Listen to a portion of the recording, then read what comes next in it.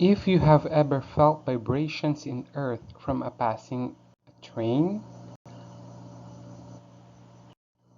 an explosion, or an earthquake, you know that Earth can vibrate.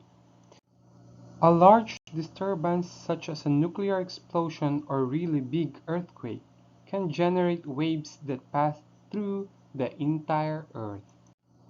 A vibration that moves through any part of Earth is called a seismic wave. Geologists use seismic waves to learn about Earth's interior. Seismic waves radiate outward from an earthquake, spreading in all directions through the solid Earth's interior as do sound waves from an explosion. There are two types of seismic waves. We have the surface waves and the body waves. Surface waves can only travel through the surface of the Earth. There are two types of surface waves. We have the lob waves and the Rayleigh waves. The lob wave. It is faster and moves the ground in a side-to-side horizontal motion, like that of a snake, causing the ground to twist. This is the reason why lob waves cause the most damage to structures during an earthquake. Rayleigh wave rolls along the ground just like a wave rolls across a lake or an ocean. Most of the shaking felt from an earthquake is due to the Rayleigh wave. What are the two kinds of surface waves?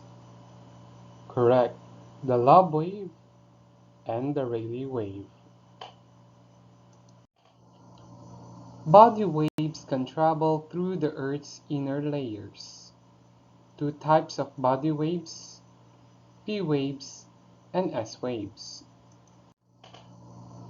P waves, also called compressional waves. They force the ground to move backward and forward as they are compressed and expanded. Most importantly, they travel through solid, liquid, and gas. After an earthquake, it reaches a detector first, the reason why it is called primary. S waves, also called as shear or transverse waves, travel slower than a P wave, force the ground to sway from side to side, cannot travel through any liquid. S waves cannot travel any liquid medium. That is why seismologists conclude that the outer core is liquid. What are the two types of body waves? Correct, P waves and S waves. Using data from seismic waves, scientists were able to determine that the interior of Earth can be broken down into three zones: the crust, the mantle, and the core. Scientists have studied heavenly bodies which are millions of miles away from Earth.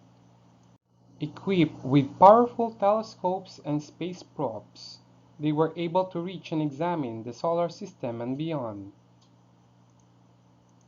It seems ironic then that we haven't and we couldn't reach the center of our very own planet.